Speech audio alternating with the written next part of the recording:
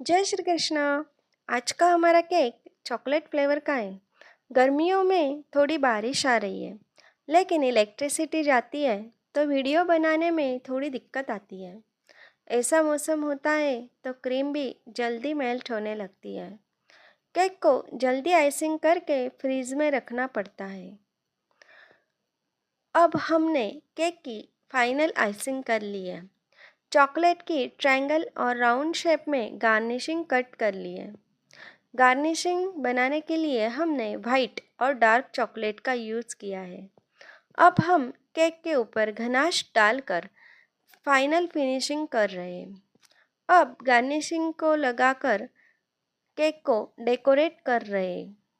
आप सबको हमारा केक कैसा लगा कमेंट ज़रूर कीजिए और बेल बटन को प्रेस कर लीजिए ताकि हमारा अगला वीडियो आते ही आपको नोटिफिकेशन आ जाएगा।